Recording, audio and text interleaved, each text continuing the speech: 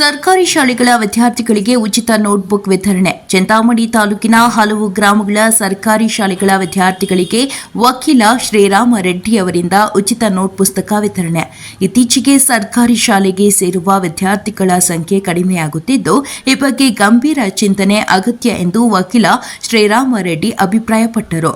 ಚಿಂತಾಮಣಿ ತಾಲೂಕಿನ ಕಸಬಾ ಹೋಬಳಿ ನಯಂದ್ರಹಳ್ಳಿ ಕಾಲೋನಿ ಗ್ರಾಮದಲ್ಲಿರುವ ಸರ್ಕಾರಿ ಶಾಲೆಯ ವಿದ್ಯಾರ್ಥಿಗಳಿಗೂ ಸೇರಿದಂತೆ ಹಲವು ಶಾಲೆಗಳ ವಿದ್ಯಾರ್ಥಿಗಳಿಗೆ ಹಮ್ಮಿಕೊಂಡಿದ್ದ ನೋಟ್ಬುಕ್ ವಿತರಣೆಯ ಕಾರ್ಯಕ್ರಮದಲ್ಲಿ ಭಾಗವಹಿಸಿ ಮಾತನಾಡುತ್ತಾ, ವಿವಿಧ ಸರ್ಕಾರಿ ಪ್ರಾಥಮಿಕ ಶಾಲೆಗಳ ವಿದ್ಯಾರ್ಥಿಗಳಿಗೆ ಸುಮಾರು 20 ವರ್ಷಗಳಿಂದ ತಮ್ಮ ಸಂಪಾದನೆಯಲ್ಲಿ 10% ಬಡ ಮಕ್ಕಳಿಗೆ ಸಹಾಯ ಮಾಡಬೇಕೆಂದು ತೀರ್ಮಾನಿಸಿಕೊಂಡು ಬಡ ವಿದ್ಯಾರ್ಥಿಗಳಿಗೆ ಉಚಿತ ನೋಟ್ಬುಕ್ ಮತ್ತು ಬಟ್ಟೆ ಮತ್ತು ಇತರೆ ಸಾಮಗ್ರಿಗಳನ್ನು ವಿತರಿಸುವ ಮೂಲಕ ತನ್ನ ಕೈಲಾದ ಸೇವೆ ಮಾಡಿಕೊಂಡು ಬರುತ್ತಿದ್ದೇನೆ ಎಂದ ಅವರು, ಈ ವರ್ಷವೂ ಸಹ ತಾಲೂಕಿನ ನಾಯಂದ್ರಹಳ್ಳಿ ಕಾಲೋನಿ ಸರ್ಕಾರಿ ಕಿರಿಯ ಪ್ರಾಥಮಿಕ ಶಾಲೆ ಹಾಗೂ ಗೋಪಸಂದ್ರ ಸರ್ಕಾರಿ ಶಾಲೆ, ಬ್ರಾಹ್ಮಣರ ದಿನ್ನೆ ಸರ್ಕಾರಿ ಶಾಲೆಯೂ ಸೇರಿ ಇನ್ನೂ 10 ಸರ್ಕಾರಿ ಶಾಲೆಯಲ್ಲಿ ಬಡ ಮಕ್ಕಳಿಗೆ ಉಚಿತವಾಗಿ ಉಚಿತ ನೋಟ್ಬುಕ್, ಲೇಖನಿ ಸಾಮಗ್ರಿಗಳು ವಿತರಿಸುವುದಾಗಿ ಹೇಳಿದರು.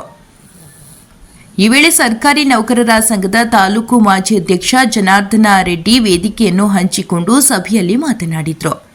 ಈ ಸಂದರ್ಭದಲ್ಲಿ ನಾಯಂದ್ರಹಳ್ಳಿ ಕಾಲೋನಿ ಸರ್ಕಾರಿ ಕಿರಿಯ ಪ್ರಾಥಮಿಕ ಶಾಲೆಯ ಎಸ್ಡಿಎಂಸಿ ಅಧ್ಯಕ್ಷೆ ಮಂಜುಳಮ್ಮ, ಉಪಾಧ್ಯಕ್ಷ ಪ್ರಕಾಶ್, ಶಾಲೆಯ ಮುಖ್ಯೋಪಾಧ್ಯಾಯ ಸುಬ್ರಹ್ಮಣಿ, ಸಹ ಶಿಕ್ಷಕ ಮಂಜುನಾಥ್ ರೆಡ್ಡಿ, ಅಂಗನವಾಡಿ ಶಿಕ್ಷಕಿ ಸಿಎನ್ ಶಾರದಮ್ಮ ಸೇರಿದಂತೆ ವಿದ್ಯಾರ್ಥಿಗಳು, ಪೋಷಕರು, ಗ್ರಾಮಸ್ಥರು ಉಪಸ್ಥಿತರಿದ್ದರು. ವರದಿ ರವಿಕುಮಾರ್, ಪ್ರಜಾಪವರ್ ಟಿವಿ, ಚಿಂತಾಮಣಿ. ಸಾಲಿನ ಶೈಕ್ಷಣಿಕ ವರ್ಷದ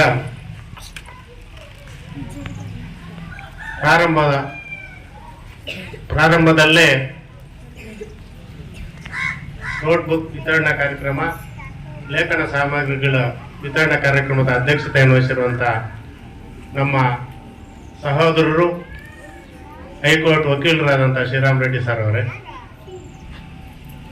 ಶಾಲೆಯ ಅಧ್ಯಕ್ಷೆಯವರೇ, ಉಪಾಧ್ಯಕ್ಷರೇ, ಉಸ್ಮಾ ಮೇಡಮ್ ಅವರೇ, ಅಂಗನವಾಡಿ ಮೇಡಮ್ ಅವರೇ, ಊರಿನ ಎಲ್ಲ ಪೋಷಕರೇ, ವಿದ್ಯಾರ್ಥಿಗಳೇ, ಪತ್ರಿಕಾ ಮಾಧ್ಯಮ, ನಮ್ಮ ಶ್ರೀರಾಮ್ ರೆಡ್ಡಿ ನಮ್ಮ ಬ್ರದರ್ ಹೇಳ್ತಾ ಇದ್ರು, ಇದು ಮೊದಲು 29ನೇ ತಾರೀಕೆ ಕೊಡ್ಬೇಕಾಗಿತ್ತು. ಈ ವರ್ಷ 3 ದಿನ ಲೇಟ್ ಆಯ್ತು. ಯಾಕಂದ್ರೆ ಒಂದು ಕಾರ್ಯಕ್ರಮ ಇಲ್ಲಿತ್ತು, ಇವತ್ತು ಬಂದು ಮತ್ತೆ ಬರ್ಬೇಕು ಅನ್ನೋ ಉದ್ದೇಶ. ಬುಕ್ ಅಂತೂ ಬಂದ್ಬಿಟ್ಟಿತ್ತು, 26ನೇ ತಾರೀಕೆ ಬುಕ್ಕು ಚಿಂತಾಮಣಿ ಬಂದು ಸೇರಿತ್ತು. ಆದ್ರೆ 2 ಸಾರಿ ಬಂದೋದಕ್ಕಾಗಲ್ಲ, ಅವ್ರ ವಯಸ್ಸಾಗಿದೆ ಅನ್ನೋ ಉದ್ದೇಶದಿಂದ ಇವತ್ತು 3ನೇ ತಾರೀಕು ಕೊಡೋಣ ಅಂದ್ರು. ಆಯ್ಸ ಅಂತ ಹೇಳಿ ಈ ಕಾರ್ಯಕ್ರಮ ಇವತ್ತು ಹಮ್ಮಿಕೊಂಡಿದೀವಿ. ಇವರು ಬರೀ ಏನೋ ಒಂದು ಹೆಸರಿಗೋಸ್ಕರ ಕೊಡ್ತಾ ಇಲ್ಲ. ಅವಾಗ್ಲೂ ಹೇಳ್ತಾ ಇದ್ರು ನಮ್ಮ ಪತ್ರಿಕಾ ಮಾಧ್ಯಮದವರು, ಏನಾದ್ರು ಬ್ಯಾನರ್ ಹಾಕೊಂಡಿದಾರಂತ. ಬ್ಯಾನರ್ ಏನಿಲ್ಲ, ಅವರು ಮಾನವೀಯತೆ ಬ್ಯಾನರ್ ಅವರಿಗೆ. ಆ ಮಾನವೀಯತೆಯಿಂದ ಇವತ್ತು ಎಲ್ಲಾ ಶಾಲೆಗಳಿಗೂ ನೋಟ್ಬುಕ್, ಲೇಖನ ಸಾಮಗ್ರಿಗಳು ಅದು ಇಲ್ಲೇ ಇದೆ. ನಾವು ಮಾಡಿರುವಂತ ಸ್ಕೂಲ್, ಹೈಸ್ಕೂಲ್ ನಂದನಸಲ್ಲಿ ಇವತ್ತು ಕೊಡ್ತಾ ಇದೀವಿ, ಬಿಟ್ಟಿಲ್ಲ. ಯಾವ ಸ್ಕೂಲ್ ಕೊಡ್ತಾ ಇದ್ದೋ ಆ ಸ್ಕೂಲ್ ನೆನ್ಸ್ಕೊಂಡು ನಮ್ಮ ಬ್ರದರೇ ನನ್ಗೆ ಫೋನ್ ಮಾಡಿ ಎಲ್ಲ ಲಿಸ್ಟ್ ಬರ್ಲಿಲ್ಲ. ಆವರಣದಲ್ಲಿ ಇವತ್ತು ಅತ್ಯಂತ ಸಣ್ಣ ಕಾರ್ಯಕ್ರಮ ಆದ್ರೂ ಉತ್ಸಾಹಿಗಳಾಗಿ ಮಕ್ಕಳಿದ್ದಾರೆ, ಮಕ್ಕಳ ಪೋಷಕರಿದ್ದಾರೆ. ಇವತ್ತೇನಿದೆ, ನಮ್ಮ ಸುಮಾರು ವರ್ಷಗಳಿಂದ ನಮ್ಮ ಹೈಕೋರ್ಟ್ ಲಾಯರ್ ಆಗಿರ್ತಕ್ಕಂಥ ಶ್ರೀರಾಮ್ ರೆಡ್ಡಿ ಸರ್ ಅವರು, ನಾನು ಎಲ್ಲಿ ಕೆಲಸ ಮಾಡ್ತೀನೋ ಅಲ್ಲಿ ಮಕ್ಕಳಿಗೆ ಪಠ್ಯ ಪುಸ್ತಕಗಳ ಜೊತೆಗೆ ಸರ್ಕಾರ ಕೊಟ್ರೆ ಅವರು ನೋಟ್ ಪುಸ್ತಕಗಳನ್ನು ಮತ್ತು ಲೇಖನಿ ಸಾಮಗ್ರಿಗಳನ್ನು ಇದುವರೆಗೂ ಕೊಟ್ಕೊಂಡೇ ಬಂದಿದ್ದಾರೆ. ಅವ್ರು ಸ್ಟಾರ್ಟ್ ಮಾಡಿದಾಗಿನಿಂದ ನಂದನ ವಸಲಿನಿಂದ ಹಿಡಿದು ಇದುವರೆಗೂ ಸುಮಾರು 14 ವರ್ಷಗಳಿಂದ ಸುದೀರ್ಘವಾಗಿ ನಮ್ಗೆ ನಾನು ಎಲ್ಲಿರ್ತೀನೋ ಅಲ್ಲಿ ಸಹಾಯ ಮಾಡ್ತಾ ಇದ್ದಾರೆ. ಆ ಮಕ್ಕಳು, ಬಡ ಮಕ್ಕಳು ಅಂತ ಹೇಳಿ ಅವರು ಇವತ್ತು ಹಿಂದೆ ಬರಲ್ಲ. ಇವತ್ತು ಭಾರತ ದೇಶ ನಿಜವಾಗ್ಲೂ ಶ್ರೀಮಂತರಲ್ಲಿ 4ನೇ ದೇಶ ಆಗಿದೆ. ಯಾಕಾಯ್ತು ಅಂತಂದ್ರೆ ಇಂಥವರ ಕೈಗಳು ಬಡ ಮಕ್ಕಳಿಗೆ ಚಾಚ್ತಾ ಇದ್ದಾರೆ, ವಿದ್ಯಾದಾನ ಮಾಡ್ತಾ ಇದ್ದಾರೆ. ವಿದ್ಯಾದಾನಕ್ಕೆ ಬೇಕಾಗಿರ್ತಕ್ಕಂತಹ ಅನುಕೂಲ ಎಷ್ಟು ಸಾಧ್ಯ ಆಗುತ್ತೋ ಅಷ್ಟು ಮಾಡ್ತಾ ಇದ್ದಾರೆ. ಇಂಥವರಿಂದ ನಮ್ಮ ದೇಶದಲ್ಲಿ ಇಲ್ಲಿ ಮಕ್ಕಳು ಅತ್ಯಂತ ಬುದ್ಧಿವಂತರಾಗಿ ಹೈಯರ್ ಎಜುಕೇಶನ್ಗೆ ಹೋಗಿ ಮುಂದಿನ ವ್ಯಾಸಂಗಕ್ಕಾಗಿ ವಿದೇಶಗಳಿಗೆ ಹೋಗಿ ನಮ್ಮ ದೇಶದ ಒಂದು ಘನತೆಯನ್ನು ಕಾಪಾಡ್ತಾ ಇದ್ದಾರೆ. ಅದಕ್ಕೆ ಇಂಥ ದಾನಿಗಳು ಬಹಳ ಮುಖ್ಯ ಅಂತ ನನಗೆ ಅನಿಸ್ತಾ ಇದೆ. ಅದೇ ರೀತಿ ನಮ್ಮ ಶ್ರೀರಾಮ್ ರೆಡ್ಡಿ ಸಾಹೇಬರು ಇದು ಒಂದು ಸ್ಕೂಲ್ ಅನ್ನ ಕೊಡ್ತಾ ಇರೋದು. ಸುಮಾರು ಈ ತಾಲೂಕಲ್ಲಿ ಒಂದು 15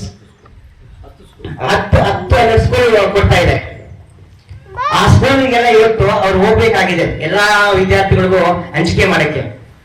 ಇವರು ನಮ್ಗೆ ಹೆಂಗೆ ಇದಾದ್ರು ಅಂದ್ರೆ ನಮ್ಮ NGO ಅಧ್ಯಕ್ಷರಾಗಿರ್ತಕ್ಕಂಥ ಮೊದಲು ಮಾಜಿ ನಮ್ಮ ಜನಾರ್ದನ್ ರೆಡ್ಡಿ ಸರ್ ಅವರು 10 ವರ್ಷಗಳ ಕಾಲ NGO ಅಧ್ಯಕ್ಷರಾಗಿದೆ ಚಿಂತಾಮಣಿಗೆ. ಅವಾಗ್ಲಿಂದ ನಾವಿಬ್ಬರು ಒಂದೇ ಕೆಲಸ ಮಾಡ್ತಾ ಇದ್ವಿ ನನ್ನ ಸಡೆಯಲ್ಲಿ. ಅವರಿಂದ ಇವ್ರ ಪರಿಚಯ ಆಗಿ ಇವರು ನಮ್ಮನ್ನು ಅವತ್ತಿಂದ ಬಿಟ್ಟಿಲ್ಲ. ನಾನು ಎಲ್ಲಿದ್ರೆ ಅಲ್ಲಿ ಆ ಶಾಲೆಯಲ್ಲಿ ಎಷ್ಟು ಮಕ್ಕಳಿರ್ತಾರೋ ಅವರಿಗೆ ಬರೆಯುವಷ್ಟು ಬುಕ್ಸ್ ಅನ್ನ ಕೊಡ್ತಾನೆ ಇದ್ದಾರೆ. ಅವ್ರಿಗೆ ಈ ಯಾವ ರೀತಿ ಹೇಳ್ಬೇಕು ಅಂತ ನಮ್ಗೆ ಅನಿಸ್ತಾ ಇಲ್ಲ. ಈ ದಾನವನ್ನು ಮಾಡೋದು ಎಲ್ಲರಿಗೂ ಮಾಡಲ್ಲ, ಮಾಡಿದ ಮೇಲೆ ಅದು ವಿದ್ಯಾದಾನ ಬಹಳ ತುಂಬಾ ಒಳ್ಳೆಯದು. ಆದ್ರಿಂದ ಅವರಿಗೆ ಈ ಸಭೆಯ ಪರವಾಗಿ ಅತ್ಯಂತ ಹೃದಯಪೂರ್ವಕ ಧನ್ಯವಾದಗಳನ್ನು ನೀಡ್ತೇನೆ. ಹಾಗೆ ನಾನು ಈ ಸಂದರ್ಭದಲ್ಲಿ ಹೇಳಕ್ಕೆ ಇಷ್ಟಪಡೋದೇನೆಂದ್ರೆ, ಈಗಿನ ಪರಿಸ್ಥಿತಿಗೆ ವಿದ್ಯಾಭ್ಯಾಸ ಬಹಳ ಮುಖ್ಯ. ವಿದ್ಯಾಭ್ಯಾಸ ಬಹಳ ಮುಖ್ಯ.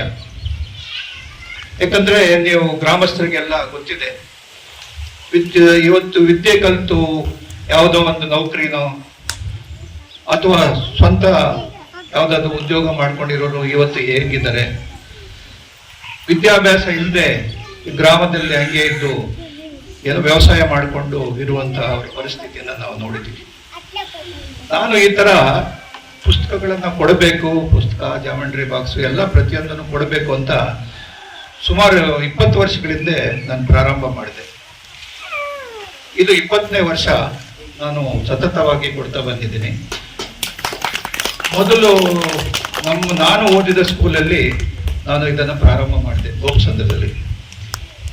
ಯಾಕಪ್ಪ ಇದು ಪ್ರಾರಂಭ ಮಾಡಬೇಕು ಅನ್ನಿಸ್ತು, ಯಾಕೆ ಮಾಡಬೇಕು ಅನ್ನಿಸ್ತು ಅಂದ್ರೆ, ನಾನು ಕೂಡ ನಿಮ್ಮ ತರಾನೇ ಬಡ ಒಂದು ವಿದ್ಯಾರ್ಥಿಯಾಗಿ ಬಂದವನು. ನಾನು ಬಹಳ ಸಲ ಹೇಳಿದ್ದೀನಿ, ನಾನು ಫೈನಲ್ ಇಯರ್ನಲ್ಲಿ BSc ನಲ್ಲಿ ಓದಬೇಕಾದ್ರೆ ಒಂದು ಟೆಕ್ಸ್ಟ್ ಬುಕ್ ಇತ್ತು, ಅದು 10 ರೂಪಾಯಿ, ಕೊನೆಗೂ ಕೊಂಡ್ಕೊಳ್ಳೋಕ್ಕಾಗಲಿಲ್ಲ. ಆಮೇಲೆ ಬಹಳ ಕೆಲವು ಪರಿಸ್ಥಿತಿಗಳು ನಾವು ಓದುವಾಗ ಹೆಂಗಿತ್ತು ಅಂದ್ರೆ, ಈ 6ನೇ ಕ್ಲಾಸು 5ನೇ ಕ್ಲಾಸು 6ನೇ ಕ್ಲಾಸಲ್ಲಿ ನಮ್ಗೆ ಪರೀಕ್ಷೆನೇ ಮಾಡಲಿಲ್ಲ. ಯಾಕೆ ಮಾಡಲಿಲ್ಲ ಅಂದ್ರೆ, ಈ ಪರೀಕ್ಷೆಗೆ ಹಾಳೆಗಳಿರ್ತದಲ್ಲ, ಅದನ್ನು ಕೊಂಡ್ಕೊಳ್ಳೋ ಶಕ್ತಿ ಇರಲಿಲ್ಲ ಅವಾಗ ಬರಗಾಲ ಬಂದಿತ್ತು. ಅಂತ ಪರಿಸ್ಥಿತಿಯಲ್ಲಿ ನಮ್ಗೆ ಸುಮ್ಮನೆ ಮೇಷ್ಟ್ರು ಏನೋ ಒಂದು ಕ್ವಶನ್ ಕೇಳೋದು, ಹೋಗಪ್ಪ ಅನ್ನೋದು. ಅಂತ ಪರಿಸ್ಥಿತಿಯಲ್ಲಿ ನಾವು ಓದ್ಕೊಂಡು ಬಂದವರು. ಇವತ್ತು ಒಂದು ಸುಧಾರಿಸಿದೀವಿ. ಆದ್ರೂ ಕೂಡ ಈಗ ಹಳ್ಳಿಗಳಲ್ಲಿ ನೀವು ಪೋಷಕರು ತುಂಬಾ ಮುಖ್ಯ. ನಿಮ್ಮ ಮಕ್ಕಳನ್ನ ಇದಾದ್ಮೇಲೆ ಮತ್ತೆ ಮಿಡ್ಲ್ ಸ್ಕೂಲ್ ಕಳಿಸ್ಬೇಕಾದ್ರೆ, ಅಯ್ಯೋ ಯಾರು ಹೋಗ್ತಾರೆ, ಆದ್ರೂ ಹೆಣ್ಮಕ್ಳನ್ನ ಯಾರು ಕಳಿಸ್ತಾರೆ ಅಂತ ಹೇಳ್ತಾರೆ. ಇವತ್ತು ಹೆಣ್ಮಕ್ಳು ಓದಬೇಕು. ಯಾಕೆ ಹೇಳ್ತೀನಿ ಅಂತ ನೋಡಿ, ನಾನು ಹೇಳ್ತೀನಿ, ನಾನು ಖುದ್ದಾಗಿ ಹೇಳ್ತೀನಿ ನಿಮ್ಗೆ ಯಾವುದು ಅನಿಸ್ತದೆ. ಇವತ್ತು ತಂದೆ ತಾಯಿ ನೋಡ್ಕೊಳ್ತಾ ಇರೋದು ಗಂಡು ಮಕ್ಕಳಲ್ಲ, ಹೆಣ್ಮಕ್ಳು ಇವತ್ತು ತಂದೆ ತಾಯಿ ನೋಡ್ಕೊಳ್ತಾ ಇರೋದು. ಹೆಣ್ಣು ಮಕ್ಕಳಿಗೆ ಎಷ್ಟು ವಿದ್ಯಾಭ್ಯಾಸ ಇರ್ತದೋ ಆ ಗ್ರಾಮ ತುಂಬಾ ಅಭಿವೃದ್ಧಿ ಆಗುತ್ತೆ. ಗಂಡು ಮಕ್ಕಳಿಗೂ ವಿದ್ಯಾಭ್ಯಾಸ ಬೇಕು. ಹೀಗೆ ಈ ಕಲಿತು ಒಂದಷ್ಟು ಮುಂದೆ ಹೋಗ್ಲಿ ಅನ್ನೋದು ಒಂದೇ ನನ್ನ ಗುರಿ, ಮತ್ತೇನಿಲ್ಲ. ಅಥವಾ ನಿಮ್ಮೂರಿಗೆ ನಾನು ಬಂದು ಕೊಡಬೇಕು ಅನ್ನೋದು ಏನಿಲ್ಲ. ಯಾವ ಊರಾದ್ರೂ ಪರವಾಗಿಲ್ಲ, ನನ್ನ ಶಕ್ತಿ ಇದ್ದಷ್ಟು ನಾನು ಕೊಡಬಲ್ಲೆ. ಇದು ಸುಮಾರು 10 ಸ್ಕೂಲಲ್ಲಿ ನಾನು ಕೊಡ್ತಾ ಇದ್ದೀನಿ. ನಾನು ಓದಿದ ಸ್ಕೂಲಿಂದ ನಾನು ಸ್ಟಾರ್ಟ್ ಮಾಡಿದೆ ಮೊದಲು, ಆಮೇಲೆ ಬೇರೆ ಸ್ಕೂಲಲ್ಲಿ ಕೆಲವರೆಲ್ಲ ಕೇಳಿದಾಗ ಮಾಡಿದ್ರು.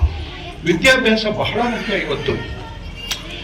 ಅದರಲ್ಲೂ ನಮ್ಮ ಹರಿಜನ ಗಿರಿಜನರಲ್ಲಿದೆಯಲ್ಲ, ಅವ್ರು ತುಂಬಾ ಮುಂದೆ ಬರಬೇಕಾದ್ರೆ ವಿದ್ಯಾಭ್ಯಾಸ ಬೇಕಪ್ಪ. ನನಗೆ ಜ್ಞಾಪಕ ಬರ್ತದೆ, ನಾವು ಇವತ್ತು ಒಂದು ಹಿಂದುಳಿದ ವರ್ಗನ ಯಾವ ರೀತಿ ನೋಡ್ತಾ ಇದ್ದೀವಿ ಅಂದ್ರೆ, ಏನೋ ಒಂದು ಕೆಲಸಕ್ಕೆ ಬಾರದ ಜನಾಂಗ ಏನೋ ಅನ್ನೋ ಪರಿಸ್ಥಿತಿಗೆ ಬಂದಿದೆ. ಇವತ್ತು ಹೇಳ್ತಾರೆ ಏನು ಎಲ್ಲ ಅಭಿವೃದ್ಧಿ ಆಗಿದೆ, ಎಲ್ಲರೂ ಇದು. ಅರೆ, ನಾನು ಇವತ್ತು ಚಾಲೆಂಜ್ ಮಾಡ್ತೀನಿ, ಎಷ್ಟು ಊರುಗಳಲ್ಲಿ ನಿಮ್ಮ ದೇವಸ್ಥಾನದೊಳಗೆ ಹೋಗ್ತಾ ಇದ್ದೀರಿ ನೀವು ಹೇಳಿ. ನನಗೆ ಇನ್ನೂ ನಾನು ಓದ್ಬೇಕಾದ್ರೆ ಚೆನ್ನಾಗಿ ಜ್ಞಾಪಕ ಇದೆ. ನಾನು 7ನೇ ಕ್ಲಾಸ್ ಎಲ್ಲ ಮುಗಿಸ್ಕೊಂಡು ಹೈಸ್ಕೂಲ್ಗೆ ಹೋದಾಗ ನಾನು ಸಂಸ್ಕೃತ ತಗೋಬೇಕು ಅಂತ ಹೇಳಿದೆ.